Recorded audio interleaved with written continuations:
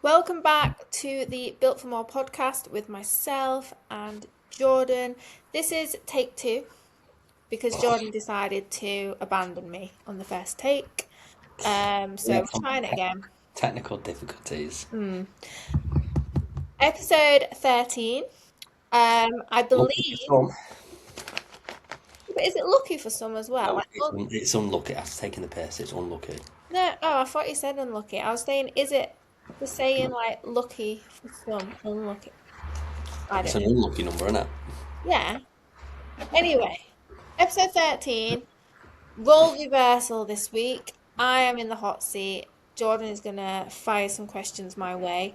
I don't really know what he has planned, or what to expect. So take it away, Jord. Let's get stuck into it. Yeah, these are just one, two, three, four, five, six. I think there's about 7 questions. Jesus Christ.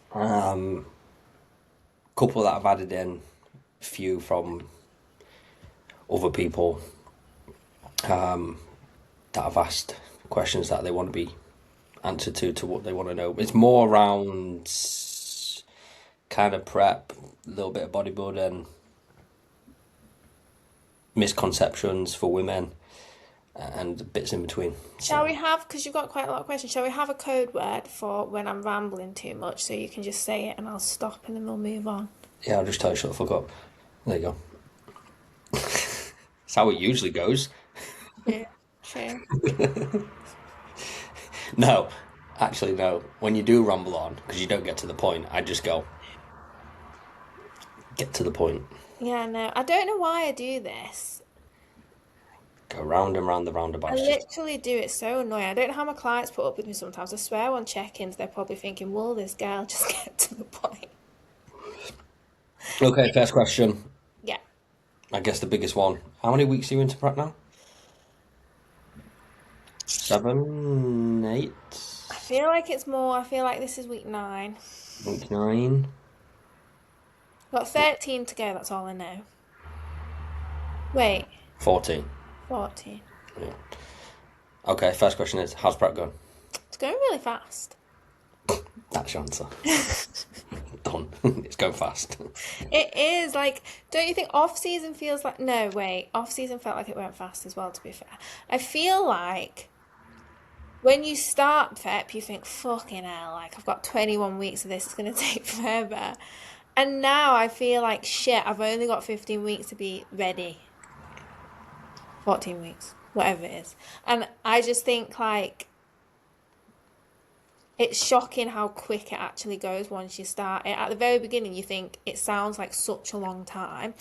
And you know them stupid like memes and the stuff you see on Instagram at the minute when people are like, oh, the time will pass anyway, do something with it. Like I feel like prep just proves how quick time can pass and how much you can actually achieve in a short space of time when you really put your mind to something. So far, I'm quite enjoying it. I feel like it's going, the first few weeks I found really difficult. I found it quite a big adjustment to go from just, it's just the small things. I think we spoke about this on a podcast a few weeks ago, so I won't go into it too much, but it is that initial adjustment, not being able to just go randomly get a snack when you want it, or like having to do set things in a certain order, and kind of the inconvenient side of prep where like everything's got to be so scheduled and structured. And I think that adjustment is the hardest. Now that I'm in the swing of things, I feel like that's all going well, going smoothly. I feel a lot, well, I think this is going to lead on to another question, but I feel like a lot more relaxed in this prep. There is Um, a question that yeah. kind of goes hand in hand with, yeah. The next question is what's the difference between this one and your last prep? Okay. So, yeah, I feel way more relaxed in this prep, but there's reasons for that. I think the first reason is actually so far it's not as e extreme. The protocols, like, because obviously I'm starting from a different body composition to last time. At the moment, my cardio is not daily. It's not too intense. It's not too extreme. My step goal is pretty. I was I always get 10K steps in anyway, and it's literally gone up to 11K. So like I don't feel like there's been a massive jump from the beginning of prep to now, like 9 weeks in. It's pretty much stayed quite consistent. It's been the reduction in foods has been very small increments, week on week. Like it's just not felt as extreme. I don't feel as stressed. Um, and I think the fact that as well, I now know the last prep was my first proper prep. I feel like this time I just feel a little bit more mentally and physically prepared. Like I kind of know the drill. So I'm going into it with a bit of a different mindset. It doesn't feel as new, it doesn't feel as stressful. And I know now the impact stress has on the body, so I feel like I'm managing that a lot more better. So yeah, why are you pulling a face? Managing the stress better. Okay, it's an Do you interesting think I'm one. stressed? The hang on, the conversation we had the other day. What conversation? This is not one for this, but with the house and everything. Yeah, but that's not stress from prep. Yeah, but it's still stress that in makes a big impact on Yeah, but you prep. asked how the preps are feeling. Yeah, but I'm just saying you can't say you're not stressed when there is stress going on. Is what But I'm I saying. feel like I'm not allowing it to stress me out to an extent because I understand the repercussions that could have on my body and on my prep. So I'm really trying this time to keep that separate. Mm. I also feel like, um, how can I put it? Well, I feel a bit more relaxed going into this prep as well because I don't want this to sound egotistical, but I feel physically and I can see visually that I am in a better position than I was last time. I think the purpose of competing again, obviously, it's nice to win trophies, it's nice to whatever, but ultimately it is to kind of do better and bring a better package and a better look than the time before. And I already, so many weeks into it, feel confident in myself. What? Not confident that I'm going to do really well. I mean, confident No, that. I'm laughing because this is the first I've heard this. Because the conversations we have, it's constantly you saying, "I don't think I've improved. I don't think I'm going to do better." Well, no, I am still a little bit Oh, there it is. apprehensive that as I get leaner, the muscle that I think I've built might not be there. I'm really fingers crossed it will. Well, and Um, then basically to answer it all, the difference between both preps and training as a coach, your starting position is just 10 times better. yeah. But that's because also what you've done after prep and between both preps in terms of the off season and so forth, whilst you're not dieting, has still been 100% intentional, Well, yeah, I'd never done an off season. not fucked off. But also like I do feel like even just going to, and this is a little bit, I suppose, irrelevant to an extent, but even just going to more shows and seeing more shows, I feel more I just feel like I have a way better understanding of like bikini, of the criteria, of the posing. So it's allowing me to be more relaxed coming into it because I understand it better. Like the first prep I did and the first comps, like I didn't really know what I was getting myself into. I didn't really fully understand it. I hadn't been to that. I've been to a few shows, but not that many. Whereas I feel like as well, working with your client Eva with her posing and stuff like that, like I feel just so much more naturally in an environment that is like related to what I'm doing and the competing and stuff. Whereas before I felt like I was just an intruder really. I felt like an intruder in the competitive world because it wasn't something I'd ever thought I'd be part of. So this time it feels a lot better. The question that most people like to know because they're nosy. Oh, it must be so hard both of you doing it together. So the question is, how's prep going with the both of us doing it together? From your point of view, I guess. Shit. Do you feel like we're both in prep? Because I don't. This is how boring our day-to-day lives are because it just feels No, normal. that's more. It's just that we've managed it. Yeah, but I also just think like obviously we're not ultra deep into it yet.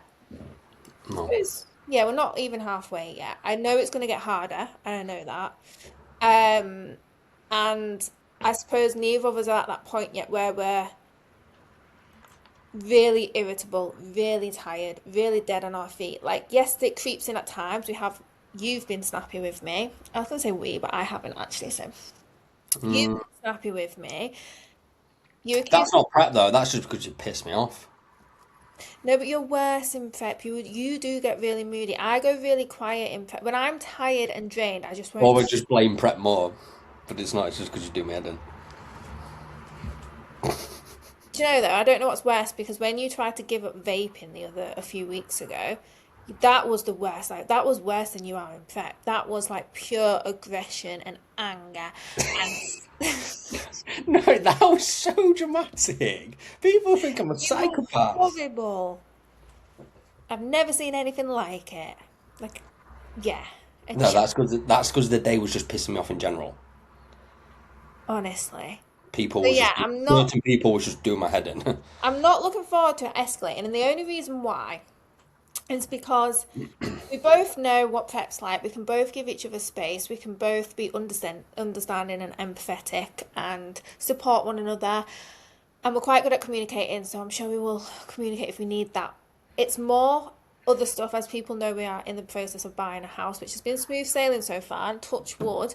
No, it But we hasn't. are at the final stages, and there's been a few hiccups. And I think I've got a feeling this is all going to fall at the same time. We're going to be in the depths of prep, the trenches, whilst I know you don't like me saying that. That's why I said it.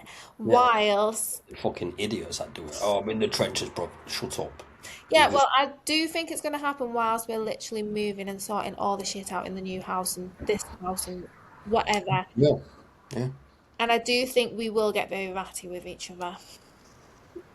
yeah. If you do my head in, But that's why we have taken precautions and we've got a puppy on its way. So just to smooth things just out. to smooth things out and to calm us down. Right, got a puppy. We cannot be angry when there's a little puppy scurrying about the room. So Oh, can when we don't sleep and it fucking wants you every 2 seconds of the day. Yeah. yeah, no, well, this is my point. Oh, well, it's all fun and games. So yeah, so far in prep together is fine. I actually think I prefer it because we're doing it together. And you're not ordering takeaway every night, so it's good. Every night. Well, last time I was in prep, you were getting takeaway all the time. No, why are you I wasn't lying? I'm bothered. sorry, people, right? She's lying about so much on this podcast today just to make me look like a bad guy. I'm not. You really are. I'm not. You made me like go with you. I used to have to go to KFC with you and get your food. No, you Order didn't. your Domino's. You're having everyone's pants down today, but sure. Jesus Christ. Yeah, look at the smirk. Let's make him look bad. Next question. Dickhead. Um, One from a coach point of view. What have you learned, or what are the things that you have learned, gained, whatever you want to call it, from having a coach, especially with someone who's been in the industry for a good amount of time and never had a coach, never thought it was, you know, a coach was needed, like most coaches do, etc. Yeah. Um, so I would start by saying that, oh, there's so many little things for this. I think first and foremost is the actual knowledge that I've learned. So it like black and white, the actual just knowledge of training, nutrition protocols, all that stuff. Because like you know the basics, or you should know the basics, as a coach anyway. And then Not reading off fucking chat GPT. and then working with somebody that has actually done bodybuilding, which until I done it myself was quite not against bodybuilding, but I didn't really understand it, and I had a pre thingy idea of what it looked like and the protocols and things like that. And actually working with somebody that has, you know, worked with bodybuilders, physique development, has all the knowledge. I actually realised like the science to it, and it all makes perfect sense, and so much more to the training and the nutrition than what we learn as like basic PTs and coaches, and you know, so much more to Make like, sure you do your squat, your bench, and your deadlift because they're the most important. and like as long as you hit your calories. So yeah, I think from a knowledge perspective, just so much. But then from an actual coaching perspective as well, I have learned like I suppose it comes from that additional knowledge now that I'm more confident in coaching my clients to a point to get actual results because I now understand how it works. I understand what to look for. But also, and me and Jordan were having this conversation the other day, like, and it's going to come with time and more confidence, but actually being able to put your foot down's maybe the wrong term, but like, if a client comes to you with a very specific goal, such as like fat loss or whatever, but they've already been kind of under eating, under fueling, their health isn't great, their hormone health might not be great, and they're just so quick to dive into like a calorie deficit to go, go, go. Like I've actually learned through having a coach myself that there's nothing wrong as a coach to kind of challenge them with that a little bit and, kind of explain the science behind it, the protocols behind it, explain the benefits of maybe not diving in deep to a calorie deficit and fix kind of their health and their hormone health first and what position that's going to put them in. Because I think before working with Jordan, I would have been too scared to potentially push that client away or not deliver what they were wanting to deliver. Whereas now I feel like I do have the knowledge and the confidence to kind of challenge what they're proposing to me and actually put my foot down in the sense that I'm the professional, you're coming to me for help and guidance. I'm going to give you my honest opinion, and prioritize your kind of health and body first. And I think that's a massive key factor. Again, because long term, getting your clients results, it's going to benefit.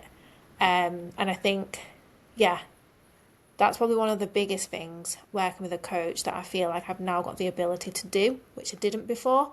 And the importance of data, quickly. I never understood myself really how important check-ins was and how important the data was until I had a coach. And I was quite like relaxed with my clients that didn't really check in, didn't really provide me with X, Y, and Z because I didn't do that to anybody either. So I could not sit there and chase them up and be like, I need to see this, I need to see that, when I wasn't looking at that data for myself and my own progress and own results. So once you have a coach and you have to submit that to them every week and you get feedback on that, being on the receiving end of that feedback, I now know how important them tools are. So yeah, I'd say quite a lot. I've learned quite a lot from having a coach, to be honest, to answer that question. Fair enough. The next question, one for the women. What's the biggest misconception women have? Because we have this conversation all the time. It's women and men, but being a woman yourself, I think it's more aimed at women. Biggest misconception women have about getting in shape. And bodybuilding as well, I think, because we had this discussion, which I might touch on if it happens in a second. Go. Oh, Jesus Christ. biggest misconception, and we've spoken about this before, so again, I won't go into it too much to save repeating, but I think women still, even though there's so much out there now on like Instagram and stuff like that, women still underestimate the amount of muscle they need to achieve the look and physique that most of them are aiming for. Like that is just bottom line. One of my biggest frustrations and conversations I have over and over again, that they believe if they build all this muscle, they are going to look manly, masculine, whatever. And it's not a case of the fact that I've seen it. Someone did a post the other day and they were slating it. They were doing the opposite. They were saying like the worst they ever looked was when they were trying to eat more and bulk, and they just felt uncomfy. They just felt bulky. They didn't feel feminine anymore. And then once they've stopped lifting weights in the gym, they've started Pilates, they're eating only whole foods. So they're naturally in a calorie deficit, basically. So what they've done is then cut the fat that they had over that muscle. And they like their physique now. They feel lovely and feminine. Like the lifting heavy weights and building the muscle wasn't the problem. That's not what made them bulky. What made them bulky was the fat that was covering it. That was over it. So I think that's still such a massive misconception, and it really frustrates the hell out of me. And to back that up as well, if we're linking it to bodybuilding, I still get it now. I guess not even bodybuilding. I guess bodybuilding, but from physique development, whatever. Yeah. Like I still have it now, and I had a conversation with one of my clients the other day, and she was umming and ahhing about going into a build phase. She's very petite, got decent amount of muscle to fill on her lower body, but not so much on her upper body, and she does want to build a little bit more muscle. But then I said, when you're saying you want to build muscle, what does that actually look like? Because obviously my interpretation of that and other people's. And then she just said, well, I don't want to build loads. She's like, but you're like perfect. And I was like, oh, thank you. Like, that's lovely to hear. And she went, because you don't look like, she said, I know when you do your photos and you post it on Instagram and you're posing, she was like, you look quite. Then when I see you in person, she's like, you just look normal. She was like, you just got a gorgeous figure and you look normal, which again is lovely to hear. But that's my point. Like, they see us flex, I suppose, on Instagram and in our poses, and it does look a lot more muscular than it is. But then I have to remind people that that is down to a low body fat percentage and the posing and the angles and the illusion that bodybuilding creates. And we don't walk around looking like that all the time. And I think then they see me every day and they're just like, oh, she's not that muscular. She doesn't have that much muscle. So then in their head, they don't want to build much muscle because they don't believe that that's what's actually creating that shape. That you haven't got that much muscle. No, I even had it on the hen party. They were like, that I've just been on in Spain. They were like, you know, look great. There's like, but I really expected you to be more muscly than that from like your photos and stuff. And I'm Yeah. just like, People won't think if you build muscle, you're going to build tons and tons of it. We've both been training for years and years. Doesn't work like that, unfortunately.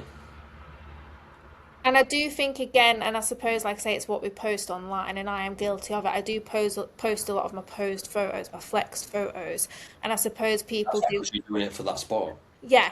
But I do suppose people get that they expect they think you walk around looking like that, and it's like, no, I'm literally only look like that No, when I'm because 10. they also see you with clothes on. Well, yeah, true. Strip off.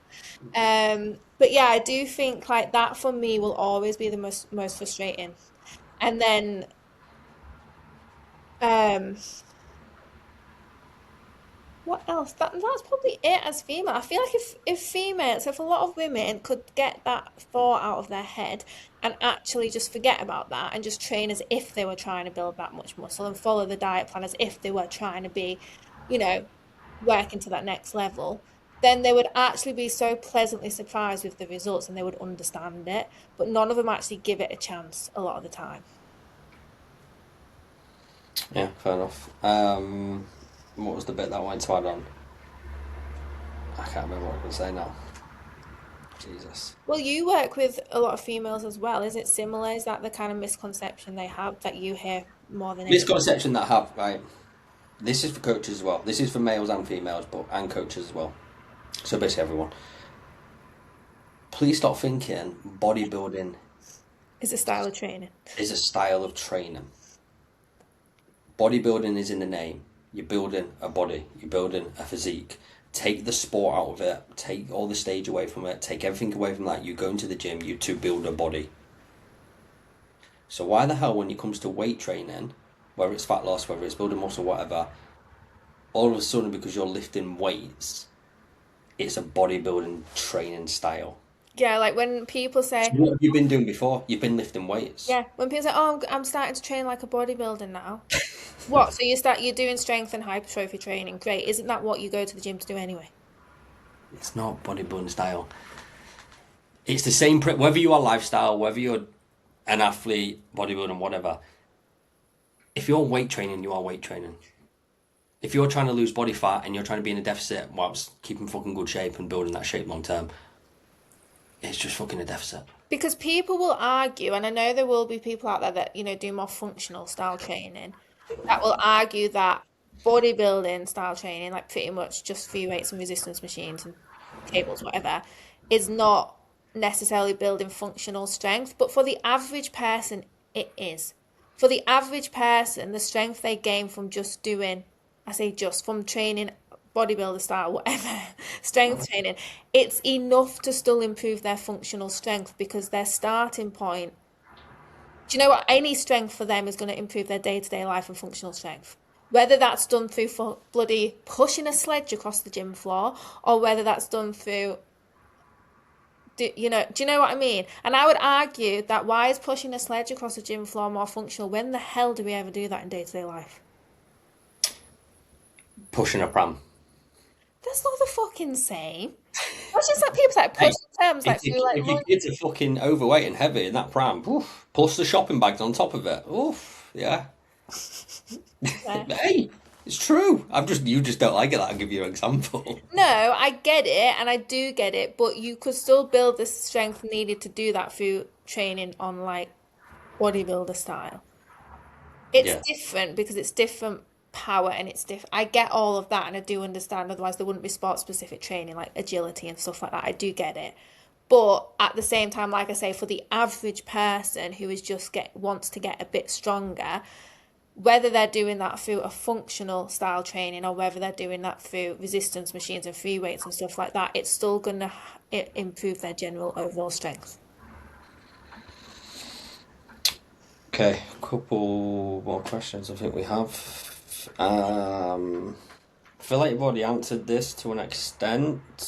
What do people not see behind the glamorous photos, the flexed photos? The pain that is the day-to-day life of a You bodybuilder. fucking depressive bastard. Jesus. No, do you know what? You know, people are doing them reels on Instagram and TikTok at the minute where they're just like, By the way, can you tell that Devon just sits on a phone and don't do anything? It's constantly what? TikTok And it's reels and like everything. what you see, and it's the show day, the bikini, the glam, and then the parts of prep you don't see, and they're set crying into their rice cakes. I Oh, you've been think, crying into your rice cakes, have you? well, no, that's what I was about to say. I haven't cried into anything yet. And for me personally, coming out of a prep, so without going into too much detail, my last prep, there's parts of it that were really, really hard, as in I got very, very poorly with a stomach virus at one point, and that was probably the hardest few days. I won't say of my life, and that's probably an exaggeration, but it felt it at the time. Um, and I did cry quite a bit then, and leading up to that because I knew something wasn't right, and I really didn't feel very well.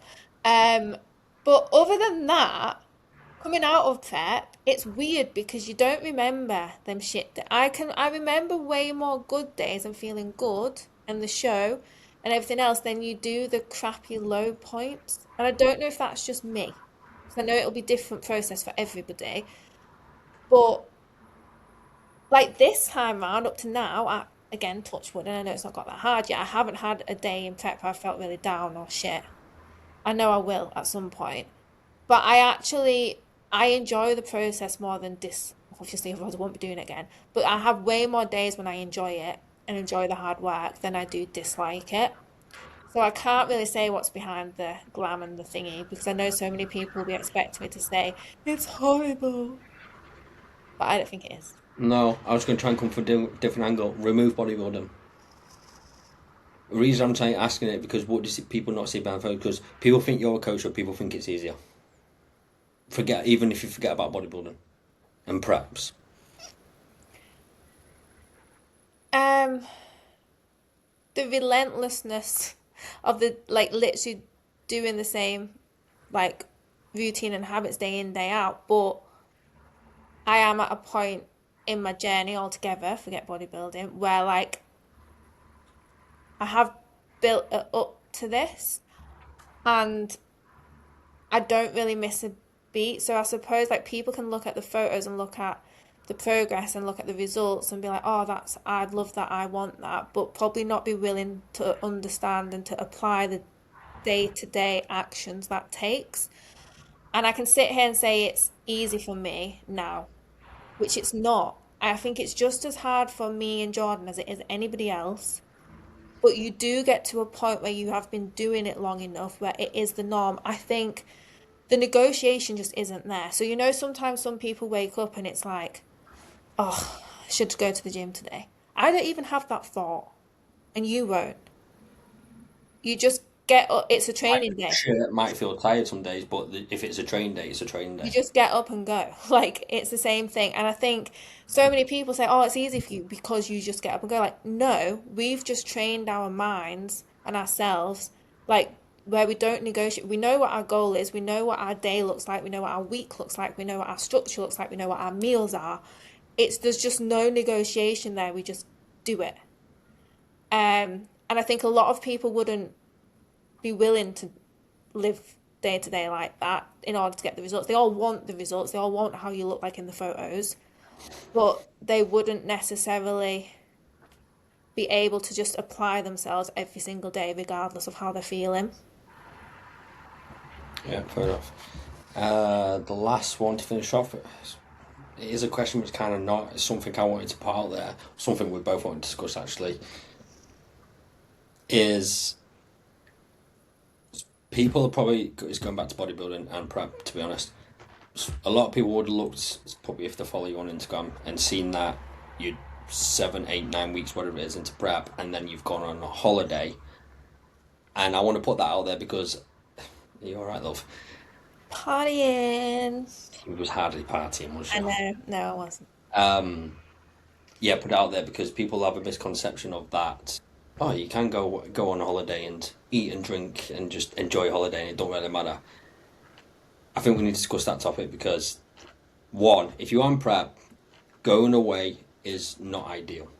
Okay? Depending on who you are, your starting position and your timeline and everything like that, it's very different depending on the person. Now, the reason Devon was that because one, that was planned months in advance. Two, we set the timeline. Three, we made sure that that first 8, 7, 8 weeks was planned in order to be in a XYZ certain position in order for her to go away, but also at the same time, it's dependent on the person because I have the trust and you have the fuller capabilities of being able to go stick to the plan. You're not going out there to fucking get absolutely shit-faced, eat a load of food and think, oh, I'm on holiday, and what most people do on holiday is do whatever the fuck they want. Did you still enjoy yourself? Yeah, 100%. You even put a post about him, right? You still had a good time with good people, and that was the main thing. So, if anyone's watching this, can you still go away? Yes. But it's probably not ideal because it does change a lot of factors. But it depends on the person and the situation and your positioning of that you're in. Yeah, so just to expand on that, like my overview of the weekend, is that more because actually when this came about, so I can speak about it now, because the hen that I was going to surprise for her hen party, basically she's getting married in a month's time, which me and Jordan were invited to, and we've said on a previous podcast that we had to decline that invite and another one of our friends' invites to the wedding because we're both deep in prep at that point, and it would have been unrealistic, um, which is a bit shit because out of all my friends, Alice is one of the girls that I wouldn't really want to miss her wedding day. But it wasn't straightforward because it's in Tuscany for a good few days in the middle of nowhere. There was just no easy way of making it work at all, with where we were in prep. So I accepted I was gonna, not be able to go to the wedding. And then the hen came up, which was a month prior, not as deep into prep. We were staying in an apartment in Malaga, in a city where, there's local shops. I've got the ability to cook. Like it was manageable. So I'd actually said to Jordan that if I can't go, I can't go. Like we're moving house, I'm in prep. Like if it's too much, it's too much. It is what it is. And it was actually Jordan that encouraged me to go because he said, like bodybuilding doesn't need to take over your life. Like you need to, if you really want to go, we can make it work. So I went and I'm glad that I went. But yeah, under no illusion did I see it as a weekend off prep. I We planned for a deload, we planned for no training, no cardio, but I ate all my meals the day that I flew out there, took them with me, had them on the plane, allowed myself one off plan meal on the night that I got there, but again made very sensible choices. And don't be scared to ask restaurants, especially abroad, to cook things a certain way. Because I asked for sea bass, I asked for it with no seasoning, to be cooked with no oil, and they baked it.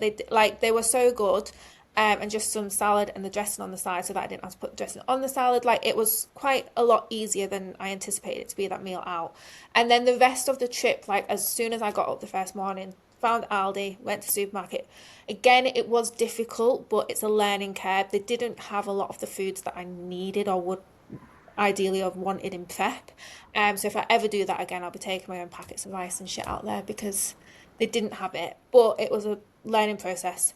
Bought us foods as close to possible as my meals that I have, and then pretty much didn't eat with the girls at restaurants when they went out, and they only went out for either lunch or evening meal. It wasn't all meals of the day. And just stuck to no alcohol, coffees, and my meals, but I didn't miss out on anything. You don't have to, but I also didn't see it as like a weekend off, um, because it wasn't. And I am still in prep at the end of the day. And I know that seems a bit extreme. Obviously, if you weren't in a bodybuilding prep, you wouldn't have to do all of that. But No, I'm but it's so also stating like if you still want to get have decent results for yourself, this is what people think. They think every time they got a holiday, it ruins them. But it's the intention of what you're willing to do and not to do, and that's absolutely fine if you want to go on holiday and enjoy it, but understand the repercussions of what's And going to. I did go away and enjoy it. That's the thing. I didn't go away and think, oh God, that was a waste. I couldn't do anything. But I accepted that before I went. Like I accepted we were paying for a boat and paying for drinks. I accepted I wouldn't be able to have the drinks, but I could still go on the boat. I could still do everything else. And I think as long as you're willing to accept it before you go, it's not going to have an impact. But also, I'm grateful for the girls that I went with because they don't know me. I haven't seen them for 10 years. They don't know me anymore in this new lifestyle and and they didn't know that I didn't drink. And they made no thing of it whatsoever. When I got there, I said, like, I'm still in prep. I'm going to be basically cooking my own meals. I'm not drinking alcohol. There was no pressure. They just felt bad because they hadn't bought me like zero alcohol prosecco or something when they were all drinking, which again is fine. I'm in prep, couldn't really have it. So I think as well in my head, I was thinking it was going to be so awkward for everybody because I was going to be saying no, I was going to be the boring one. But actually, it was the complete opposite, and it was quite reassuring for me that you can actually still take part in these things, just not the eating and drinking side of stuff. Obviously, if I was deep in prep, I wouldn't because I missed a full night's sleep coming home, and it's absolutely screwed me over this week. So if I was deep in prep, I wouldn't take the risk, just in terms of like energy and sleep, to be honest. But yeah, Fair enough, right? That's all questions done. well, you going for your sports massage now? Handy sports match. There's fucking needles stuck in me. Oh yeah. Oh, So I didn't know you were still having that. yeah, just proves you don't pay attention. Shock. But hey ho. Anyways, we'll leave it there. Next episode in a couple of weeks, hopefully, will be if we can get Eva on. She'll be, Champ. she'll be a nervous wreck, and we can get her to talk basically not just about her shows that she, won and placed very high in, and all the trophies that she claimed, but also how she went from pretty much average Joe to being new coach in the industry to neglecting herself, getting comfortable about realizing, and then setting the standard, setting the tone, doing a photo shoot, leading into a prep, and all of a sudden within a year she's changed massive to a higher standard to herself, which will be interesting. So yeah, she'll be nervous when we get her on, I think. Can you wear her tiara? um, Depends how nice I am. Why are you asking me like it's her to wear anyway? It is up to her. Yeah, she probably will. It'll be She'll have funny. all the trophies in the background, her tiara on. She does that, arrogant bitch. Bit. Oh, I feel bad. Normally, if I swear, I don't care, but Eva's not a bitch. No, That's, you don't care if you swear at me or no, it's about you me. are an asshole sometimes, so yeah, it's different. Anyways, people, goodbye. Ah!